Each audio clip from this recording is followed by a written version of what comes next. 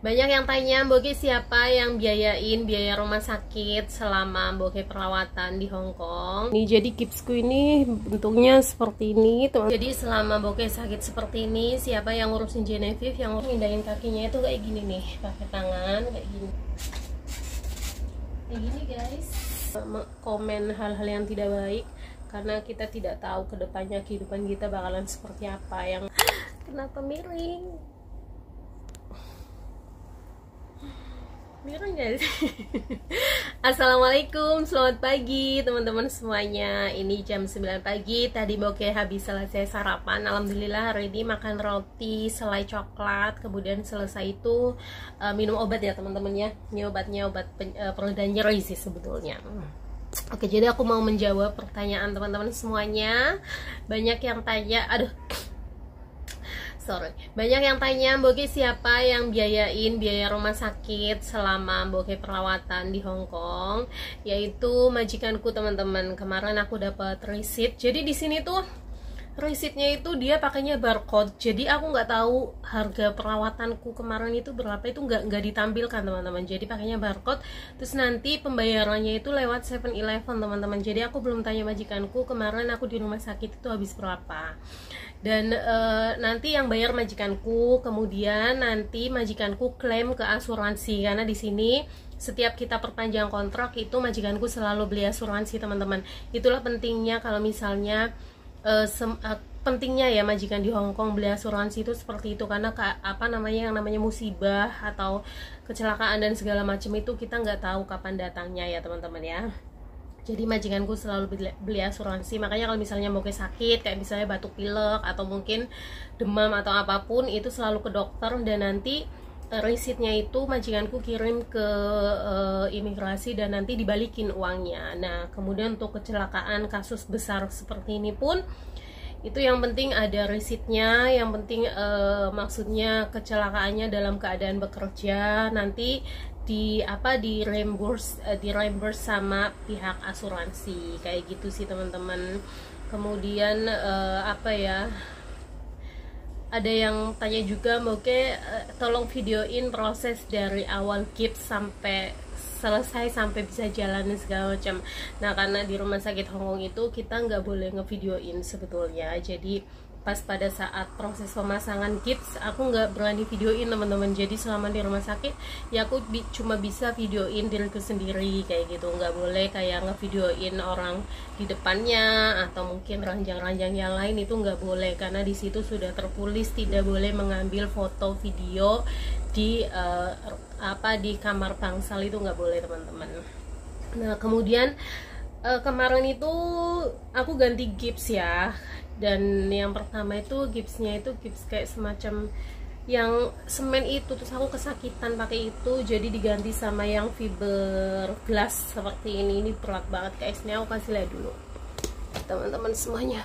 Aku nggak bisa bikin video yang ininya banyak-banyak ya, scene-nya itu terlalu banyak karena nggak bisa. Ini teman-teman, bentar. Ini guys, nah ini jadi gipsku ini bentuknya seperti ini, teman-teman bisa lihat.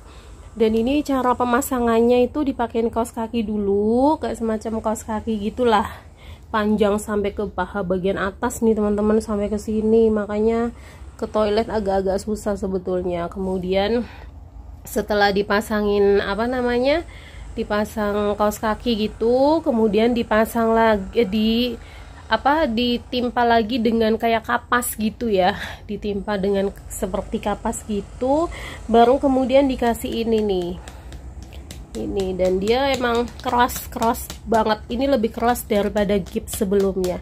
Jadi misalnya ada barang jatuh gitu, tuk gitu ya, ini insya Allah aman teman-teman.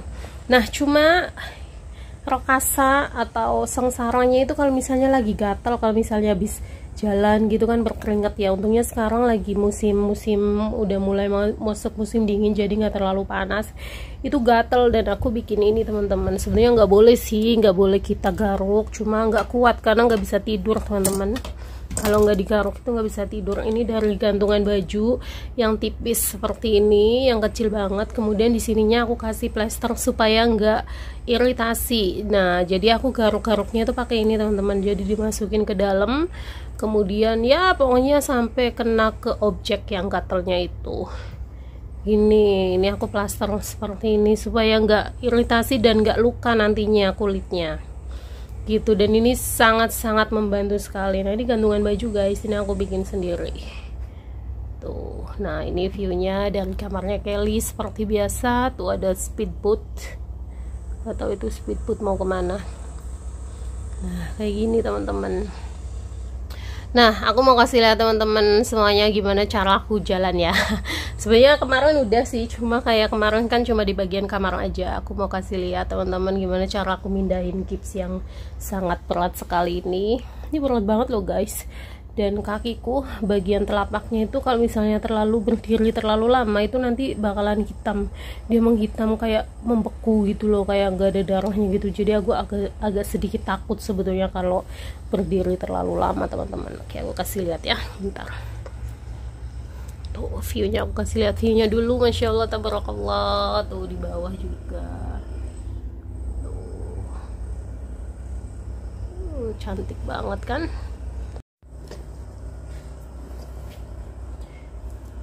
Jadi guys, selama Bokeh sakit seperti ini, siapa yang ngurusin Genevieve? Yang ngurusin itu papa mamanya. Setiap pagi yang bangunin papa mamanya. Majikanku yang masak untuk dia bekal ke sekolah, kemudian untuk dia bekal recess atau jam istirahat kan dia makan nasi ya. Cuma sedihnya sekarang dia jarang sarapan guys. Kalau dulu waktu Bokeh masih sehat itu setiap pagi kan aku selalu paksa dia untuk sarapan ya. Walaupun kadang kalau sarapan dia sambil ngantuk-ngantuk, tapi aku selalu paksa dia untuk sarapan walaupun itu sedikit, karena bagiku itu penting banget kan. Tapi sekarang dia udah nggak mau, soalnya kalau yang bikin sarapan aku kan kadang tak bikin mie ayam gitu kan, kadang masakan-masakan Indonesia gitu. Kalau sekarang dia udah nggak mau sarapan, tapi ya nggak apa-apa karena recess jam 9 nanti dia makan nasi teman-teman. Jadi ya udah biarin supaya dia nanti terbiasa juga kan.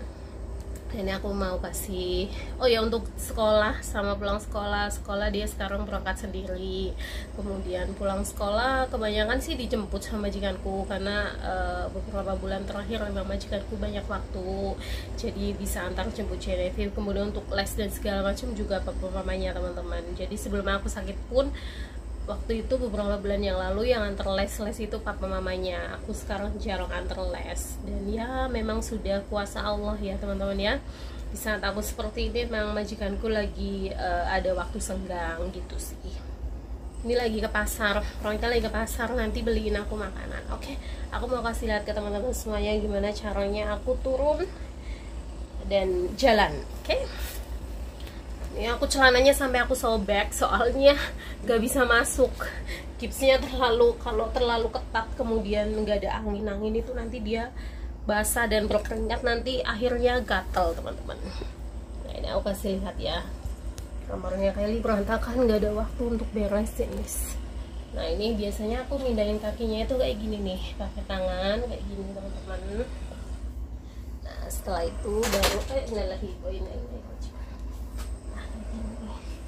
kemudian aku turun ke bawah ini guys.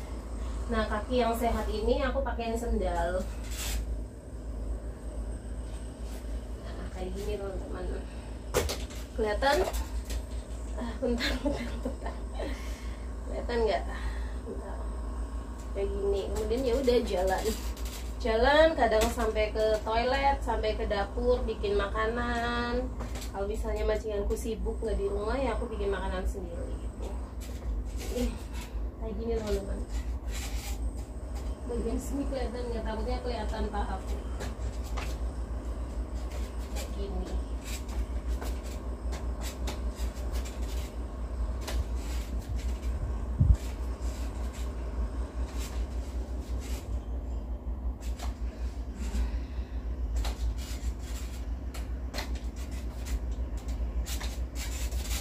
Kayak gini guys. Ini kamarnya banyak rambut karena rambutku kan rontok ya. Mungkin kalau malam itu rontok. kalau misalnya udah sampai ya gini, ini duduk, terus bagian kaki yang sebelah sini kita angkat. Dan untuk bantu kaki yang di gips ini biasanya aku pakai tangan kayak gitu teman-teman. Tuh gini ya guys. Kalau misalnya ditanya Boge sakit nggak, ya sakit itu kan setiap kita terluka atau apapun itu kan pasti sakit ya teman-teman ya. Tapi kan dikasih obat penyeri gitu, obat pereda nyeri maksudnya. Udah rambut, aduh. Satu warisan lagi dari nenek teman-teman. Mana ya warisannya nenek ya, ini sangat bermanfaat sekali teman-teman. Mana ya, oh ini guys, ini warisan dari nenek. Mungkin dulu waktu nenek di panti itu kalau saya gatel itu pakai ini gitu ya, untuk garuk-garuk ya. Nah ini aku gunakan untuk ganti celana. Kalau misalnya ganti celana kan aku kan nggak bisa bungkuk sampai ke bawah gipsnya situ, jadi aku pakai ini untuk ngangkat celananya ke atas gitu teman-teman. Jadi belajar untuk mandiri sih, semuanya serba sendiri gitu, kecuali untuk makan jujur aku diladenin sama majikanku. Kemudian ya kalau aku bisa sendiri gitu, kayak misalnya sarapan roti itu kan nggak usah kita masak gitu ya, itu aku bikin sendiri. Kemudian kemarin beberapa hari juga masak mie instan, karena kalau siang majikanku nggak di rumah, jadi kalau siang itu aku mandiri gitu, masak mie instan bisa, cuma walaupun nanti kakinya itu menghitam karena darahnya itu mungkin ini ya nggak bisa mengalir dengan sempurna, jadi bagian kakinya ini kalau misalnya kelamaan di bawah gitu atau menggantung itu nanti dia hitam banget teman-teman. Takut juga sih, kadang khawatir gitu, tapi it's okay. Oke, jadi itulah sekian informasi siapa yang biayain aku di sini selama di rumah sakit, selama sakit dan segala macam, yang biayain majikanku, tapi nanti bisa diklaim asuransi kayak gitu teman-teman.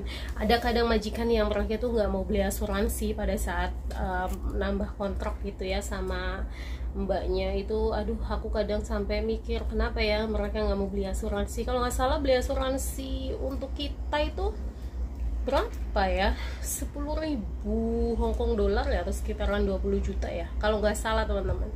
Tapi nggak tahu juga sih, karena aku juga nggak pernah nanya-nanya tentang hal itu. Jadi ya itu benefitnya kalau misalnya kita kayak gini ya, bisa diklaim asuransi gitu. Kemudian tuh rumah sakit di Hong Kong, karena kemarin aku tinggalnya di rumah sakit, maksudnya perawatannya itu di rumah sakit pemerintah, jadi itu full banget. Nah itu aku pas masuknya itu nunggu ditanganin atau nunggu dapat kamar itu selama kurang lebih 12 jam. Jadi selama 12 jam aku masih ada di tempat kayak tempat tunggu, ruang tunggu gitu, walaupun pakai bed gitu, tapi belum dapat kamar. Itu aku nunggu di situ dan gak dikasih obat teman-teman. Itu sakitnya itu, nahan sakit itu sampai jam 11 malam. Jadi aku masuk jam 11 siang, kadang kejadian itu jam 10, kemudian masuk ke rumah sakit jam 11 siang, jam 11 pagi ya, kalau di sini bilangnya jam 11 pagi, kemudian X-ray dan segala macam. Itu X-ray aja aku beberapa kali, nggak cuma sekali 2 kali, beberapa kali. Wah, pas X-ray itu aku nangis karena belum dikasih obat pereda nyeri kan, itu sakit banget, dioglak ya Allah, itu aku nangis teman-teman di situ. Kemudian setelah X-ray nunggu kamar, itu dapat kamar itu di jam 5 sore. Kemudian setelah masuk ke kamar, ganti pakaian rumah sakit, kemudian dikasih belum dikasih obat penyeri. Kemudian jam 11 malam itu baru digips, dan gak dikasih obat penyeri juga karena nunggu dokternya. Jadi dokternya itu nunggu hasil X-ray-nya itu seperti apa, kemudian nanti obatnya itu obat apa kayak gitu. Jadi jam 11 malam aku digips, itu pun masih dalam keadaan sakit banget. Jadi ya seperti itulah prosedur rumah sakit yang ada di Hong Kong. Kemudian kalau misalnya setiap hari itu menjalani rongsen, jadi nanti dokter bisa melihat keadaan kakiku, perkembangannya itu bagaimana, terus nanti sudah dibolehkan pulang atau belum. Jadi di sini kalau misalnya kalian udah bisa belajar jalan dan bisa gitu, ya harus langsung pulang karena nunggu antri di bawah itu banyak sekali yang antri teman-teman. Itulah rumah sakit yang ada di Hong Kong, walaupun nggak semua ya, tapi kalau yang kemarin itu rumah sakit itu emang salah satu rumah sakit tersibuk yang ada di Hong Kong, salah satu rumah sakit besar dan paling sibuk, yang pasiennya itu luar biasa membludak teman-teman. Makanya kemarin walaupun Boge masih lemes-lemes pun udah disuruh pulang gitu, harus keluar hari itu juga. Jadi tapi di rumah malah lebih ini sih, lebih happy, kemudian kayak lebih bisa mandiri karena di sana itu kita nggak boleh turun ke bawah, maksudnya kita nggak boleh turun dari ranjang, itu nggak boleh, nanti bunyi alarmnya. Jadi ketika di rumah sakit itu kayak ngerasa kayak emang betul-betul orang sakit gitu, tapi pas pulang ke rumah ya udah biasa, happy lagi gitu, kayak udah apa-apa bisa sendiri ke toilet gitu kan. Kalau di sana kan harus pakai apa sih, kayak pen gitu, kayak gitu, kemudian pipisnya itu di sana, kemudian nggak bisa sholat juga, kangen sholat gitu kan. Jadi lebih happy di rumah sih, kayak gitu teman-teman. Maaf ya kalau misalnya aku nggak bisa bikin banyak-banyak spot video, atau mungkin nggak bisa ketemu sama Genevieve karena emang jarang ketemu juga sekarang. Dia sibuk sekolah, kemudian pulang itu udah sore jam 5, jam 6, kerjain PR, ya jarang ketemu teman-teman sekarang. Oke, itu saja untuk informasi hari ini. Mudah-mudahan ada sedikit manfaat di setiap videoku. Tetap hati-hati teman-teman, jangan pernah menjudge ataupun komen hal-hal yang tidak baik, karena kita tidak tahu kedepannya kehidupan kita bakalan seperti apa. Yang kalau misalnya ada sama orang Indonesia, yang tahun orang Indonesia ataupun apapun, yang namanya kita manusia, kalau ada orang yang kena musibah seharusnya kita mendoakan yang baik-baik gitu kan, jangan malah menambah kisruh ataupun menuduh, apalagi sampai suuzon, apalagi sampai membuat ini apa namanya, kayak semacam apa ya, opini-opini yang tidak gitu, teguran lah apalah. Ya aku tahu ini teguran, cuma ya udah nggak usah terlalu diperjelas lagi, harus pulang lah begini dan begitu. Insyaallah aku tahu yang terbaik, dan aku tahu kebutuhanku seperti apa, itu semuanya aku sendiri yang tahu teman-teman, tanpa harus diceritakan, tanpa harus go publik juga. Itu sih, mudah-mudahan teman-teman semuanya selalu sehat dan selalu dalam lindungan Allah Subhanahu wa Ta'ala, dijauhkan dari mara bahaya, dilancarkan rezekinya, dan mudah-mudahan di setiap videoku ada manfaat yang bisa diambil. Itu saja untuk video hari ini. Terima kasih banyak sudah mengikuti vlog Hoki Meme. Nantikan video selanjutnya. Assalamualaikum.